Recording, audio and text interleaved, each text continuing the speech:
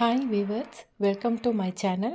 ನಾನು ಹೊಸದಾಗಿ ಚಾನಲನ್ನು ಸ್ಟಾರ್ಟ್ ಮಾಡಿದ್ದೀನಿ. ನನ್ನ ಚಾನಲ್ ಹೆಸರು ವೀವರ್ಸ್ ಜೊತೆ ನನ್ನ ಲೈಫ್ ಸ್ಟೈಲ್ ಅಂತ. ನನ್ನ ಎಲ್ಲ ವೀವರ್ಸಿಗೂ ಮೊದಲು ಸಂಕ್ರಾಂತಿ ಹಬ್ಬದ ಶುಭಾಶಯಗಳು. Wish you happy Makara Sankranti. Viewers, please ನನ್ನ ಚಾನಲ್ಗೆ ಸಪೋರ್ಟ್ ಮಾಡಿ, ಹಾಗೆ ನನ್ನ ಚಾನಲನ್ನು ಸಬ್ಸ್ಕ್ರೈಬ್ ಮಾಡಿಕೊಡಿ. ಬೆಳಗ್ಗೆನೇ ಮನೆ ಗೂರಿಸಿ ಒರೆಸಿ ಎಲ್ಲ ಕೆಲಸನೆಲ್ಲ ಮುಗಿಸ್ಕೊಂಡು ಸ್ನಾನ ಮಾಡಿಕೊಂಡು ಹೊಸ್ಲಿಗೆ ರಂಗೋಲಿ ಹಾಕ್ತಾಯಿದ್ದೆ. ಅಷ್ಟರಲ್ಲಿ ನನ್ನ ಮಗಳು ಬಂದು, ಅಮ್ಮ ಇವತ್ತು ನಾನು ಒಂದು ಕಲರ್ಫುಲ್ ಆಗಿರೋ ರಂಗೋಲಿನ ಹಾಕ್ತೀನಿ ಅಂದ್ಲು. ಅವಳು ರಂಗೋಲಿ ಹಾಕೋದನ್ನು ಕಲ್ತ್ಕೊಂಡಿದ್ದಾಳೆ. ಇವತ್ತು ಸಂಕ್ರಾಂತಿ ಸ್ಪೆಷಲ್ ಕಲರ್ಫುಲ್ ರಂಗೋಲಿನ ಹಾಕ್ತಾ ಇದ್ದಾಳೆ. ನಿಮ್ಮೆಲ್ಲರಿಗೂ ಇಷ್ಟ ಆಗಿದ್ದರೆ ಒಂದು ಲೈಕ್ ಮಾಡಿ. ಇದರಿಂದ ನನ್ನ ಮಗಳಿಗೂ ತುಂಬಾ ಖುಷಿ ಆಗುತ್ತೆ. ನಾನು ಮಕ್ಕಳು ಸಣ್ಣವ್ರು ಇರಬೇಕಾದ್ರೇ ಪೂಜೆ ಮಾಡೋದು, ಶ್ಲೋಕ ಹೇಳೋದು, ಅಡುಗೆ ಮಾಡೋದು, ಮನೆಯಲ್ಲಿ ಸಣ್ಣ ಪುಟ್ಟ ಕೆಲಸಗಳು ನನಗೆ ಹೆಲ್ಪ್ ಮಾಡೋದಾಗಿರ್ಬೋದು, ಎಲ್ಲನೂ ಸಹ ಅವರಿಗೆ ಹೇಳ್ಕೊಟ್ಟಿದ್ದೀನಿ. ಅವರು ಅಷ್ಟೇ ಕಲ್ತ್ಕೊಂಡಿದ್ದಾರೆ, ಮಾಡ್ತಾರೆ. ಈಗಿನ ಜನ್ರೇಷನ್ ಮಕ್ಕಳಂತೂ ಕೆಲಸನೇ ಮಾಡೋದಿಲ್ಲ. ಹಬ್ಬ ಸಂಪ್ರದಾಯ ಅನ್ನೋದೇ ಮರ್ತೋಗಿರ್ತಾರೆ. ಎಲ್ಲರಿಗೂ ಹೇಳ್ತಾಯಿರಾ, ಕೆಲವ್ರಿಗೆ ಮಾತ್ರ ಹೇಳ್ತಾ ಇರೋದು. ಮನೆ ಮುಂದೆ ಹಸಿರು ತೋರಣ ಈ ರೀತಿ ಕಲರ್ಫುಲ್ ಆಗಿರೋ ರಂಗೋಲಿಯನ್ನು ಬಿಡಿಸೋದ್ರಿಂದ ಹಬ್ಬದ ಕಡೆ ಇನ್ನೂ ಹೆಚ್ಚಿಗೆ ಆಗುತ್ತೆ ಅಲ್ವಾ. ಸೊ ಈಗ ನಾನು ದೇವ್ರ ಮನೆಯಲ್ಲಿ ಎಲ್ಲನೂ ಕ್ಲೀನ್ ಮಾಡಿಕೊಂಡು ಪಂಚಾಮೃತ ಅಭಿಷೇಕನ ಮಾಡ್ತಾಯಿದ್ದೀನಿ ಈಶ್ವರನಿಗೆ. ಮೊದಲು ನಾನಿಲ್ಲಿ ನನ್ನ ಮಗನ ಕೈಯಿಂದ ಹಾಲಿನಿಂದ ಅಭಿಷೇಕನ ಮಾಡಿಸಿದೆ. ನಂತರ ನಾನು ಮೊಸರು, ಜೇನುತುಪ್ಪ, ಸಕ್ಕರೆ ಮತ್ತು ಅರಿಶಿನ ನೀರಿನಿಂದ ಅಭಿಷೇಕನ ಪೂರ್ತಿ ಮಾಡಿಕೊಂಡೆ. ಈಗ ನಾನಿಲ್ಲಿ ಅಡುಗೆ ಮಾಡಬೇಕಲ್ವ, ಅದಕ್ಕೆ ಈಗ ಸ್ಟವ್ವಿಗೆ ಮೊದಲು ಅರಿಶಿನ ಕುಂಕುಮ ಹಚ್ಚಿ ಒಂದು ರಂಗೋಲಿ ಹಾಕಿ ಹೂವು ಇಟ್ಟು ಪೂಜೆನ ಮಾಡಿಕೊಂಡು ಅಡುಗೆನ ನಾನೀಗ ಪ್ರಾರಂಭ ಮಾಡ್ತೀನಿ. ದೇವ್ರ ಮನೆಯಲ್ಲಿ ಎಲ್ಲನೂ ನಾನು ಜೋಡಿಸ್ಕೊಟ್ಟಿದ್ದೆ. ನಮ್ಮ ಮನೆಯವರೀಗ ದೀಪ ಹಚ್ಚಿ ಪೂಜೆನ ಮಾಡಿದ್ದಾರೆ. ಈಗ ಅಡುಗೆ ಮಾಡ್ತಾಯಿದ್ದೀನಿ. ನಾನು ಪೂರ್ತಿ ವಿಡಿಯೋನ ತೋರಿಸ್ತಾ ಇಲ್ಲ, ಯಾಕಂದರೆ ತುಂಬ ಲೆಂತಿ ಆಗಿಬಿಡುತ್ತೆ.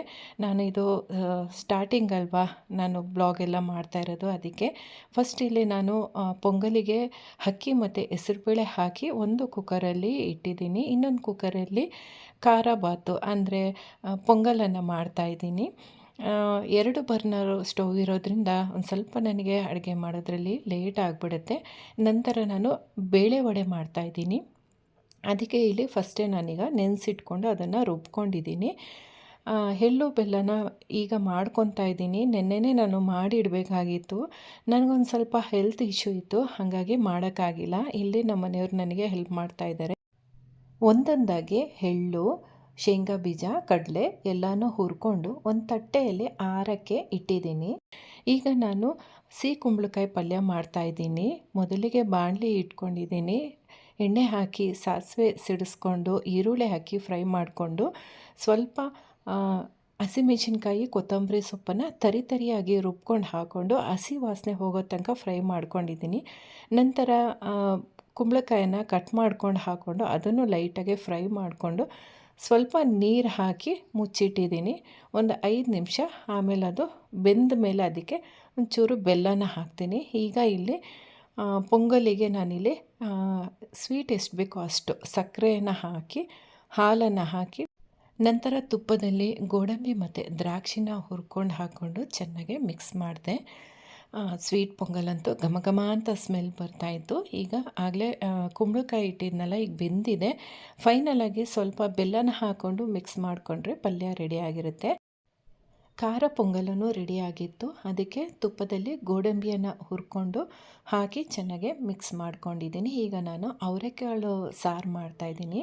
ಮೊದಲಿಗೆ ಇಲ್ಲಿ ಕುಕ್ಕರ್ ಇಟ್ಕೊಂಡು ಎಣ್ಣೆ ಹಾಕ್ಕೊಂಡು ಸಾಸಿವೆ ಹಾಕ್ಕೊಂಡು ಈರುಳ್ಳಿ ಹಾಕ್ಕೊಂಡು ಸ್ವಲ್ಪ ಲೈಟಾಗೆ ಬಾಡಿಸ್ಕೊಂಡೆ. ನಂತರ ಅವರೆಕಾಳು ಮತ್ತು ಆಲೂಗೆಡ್ಡೆ ಹಾಕ್ಕೊಂಡು ಬಾಡಿಸ್ಕೊಂಡೆ. ನಂತರ ಟೊಮೆಟೊ ಹಾಕ್ಕೊಂಡೆ. ನಂತರ ಇಲ್ಲಿ ಧನಿಯಾ ಪುಡಿ, ಖಾರ ಪುಡಿ ಮತ್ತು ಸಾಂಬಾರು ಪುಡಿ ಹಾಕ್ಕೊಂಡು ಲೈಟಾಗಿ ಅದನ್ನು ಬಾಡಿಸ್ಕೊಂಡು ಈಗ ಕಾಯಿ ಪೇಸ್ಟು, ಕಾಯಿ, ಈರುಳ್ಳಿ, ಟೊಮೆಟೊನ ರುಬ್ಕೊಂಡಿರೋ ಪೇಸ್ಟನ್ನು ಹಾಕ್ಕೊಂಡು ಹಸಿ ವಾಸನೆ ಹೋಗೋ ತನಕ ಅದನ್ನು ಬಾಡಿಸ್ಕೊಂಡಿದ್ದೀನಿ. ಈಗ ನಮಗೆ ಎಷ್ಟು ಕ್ವಾಂಟಿಟಿ ಬೇಕೋ ಅಷ್ಟು ನೀರನ್ನು ಇಲ್ಲಿ ನಾನು ಸೇರಿಸ್ಕೊಂಡಿದ್ದೀನಿ. ರುಚಿಗೆ ತಕ್ಕಷ್ಟು ಉಪ್ಪನ್ನು ಸೇರಿಸ್ಕೊಂಡಿದ್ದೀನಿ. ನಂತರ 2 ವಿಷಲು ಬರ್ಸಿದ್ರೆ ಸಾಕು. ತುಂಬ ಟೇಸ್ಟಿಯಾಗಿರೋ ಅವರೆಕಾಳು ಸಾರು ರೆಡಿಯಾಗಿರುತ್ತೆ. ಈಗ ನೆಕ್ಸ್ಟ್ ಇಲ್ಲಿ ವಡೆ ಮಾಡ್ತಾಯಿದ್ದೀನಿ. ವಡೆ ಫ್ರೈ ಮಾಡೋಕ್ಕೆ ಒಂದು ಬಾಣಲಿ ಇಟ್ಕೊಂಡು ಎಣ್ಣೆ ಹಾಕ್ಕೊಂಡಿದ್ದೀನಿ. ನನ್ನ ಮಗಳು ಬಂದು ನಾನು ವಡೆ ತಟ್ಟೆ ಹಾಕ್ತೀನಿ ಅಂತೇಳ್ಬಿಟ್ಟು ಇಲ್ಲಿ ವಡೆ ಒಂದೊಂದಾಗೆ ಹಾಕ್ತಿದ್ದಾಳೆ. ಸೊ ವಡೆನೂ ಸಹ ಇಲ್ಲೆಲ್ಲ ಫ್ರೈ ಮಾಡ್ಕೊಂಡಾಯಿತು. ನಮ್ಮ ಮನೆಯಲ್ಲಿ ಹಬ್ಬದ ದಿನಗಳಲ್ಲಿ ಎಲ್ಲರೂ ಒಂದೊಂದು ಕೆಲಸನ ಹಂಚ್ಕೊಂಡು ಮಾಡ್ತೀವಿ. ಗಂಡು ಮಕ್ಕಳಾಗಿದ್ದರೆ ಮಗ ತೋರಣ ಕಟ್ಟೋದು, ನಾನು ದೇವ್ರ ಮನೆ ಎಲ್ಲ ಕ್ಲೀನ್ ಮಾಡಿಕೊಟ್ರೆ ನಮ್ಮ ಮನೆಯವರು ಪೂಜೆ ಮಾಡೋದು, ನಾನು ಮತ್ತು ನನ್ನ ಮಗಳು ಸೇರಿಕೊಂಡು ಅಡುಗೆ ಮಾಡೋದು, ಈ ರೀತಿ ಹಂಚ್ಕೊಂಡು ಕೆಲಸ ಮಾಡೋದ್ರಿಂದ ಹಬ್ಬದ ಕಳೆ ಇನ್ನೂ ಜಾಸ್ತಿ ಆಗಿರುತ್ತೆ. ತುಂಬಾ ಖುಷಿ ಕೊಡುತ್ತೆ ಮನಸ್ಸಿಗೆ. ನಂತರ ಇಲ್ಲಿ ಎಳ್ಳನ್ನೆಲ್ಲ ಮಗ ಮಿಕ್ಸ್ ಮಾಡಿಕೊಟ್ಟ. ಈಗ ಅಡುಗೆ ಆಗಿತ್ತು, ಎಡೆ ಹಾಕಿ ನಮ್ಮ ಮನೆಯವರು ಇಲ್ಲಿ ಫೈನಲಾಗಿ ಕಾಯಿ ಹೊಡೆದು ಪೂಜೆ ಮಾಡಿದ್ರು. ನಂತರ ಎಲ್ಲರಿಗೂ ಮಂಗಳಾರತಿ ಕೊಟ್ಟರು. ತೊಗೊಂಡು ಒಂದು ಸ್ವಲ್ಪ ಹೊತ್ತು ಬಿಟ್ಟು ಎಳ್ಳು ದೇವರಿಗೆ ನೈವೇದ್ಯ ಮಾಡಿದ್ವಲ್ಲ ಅದ್ರ ಪ್ರಸಾದ ಎಲ್ಲರೂ ತೊಗೊಂಡು ಎಲ್ಲರೂ ಒಟ್ಟಿಗೆ ಕೂತ್ಕೊಂಡು ಊಟ ಮಾಡಿದ್ವಿ.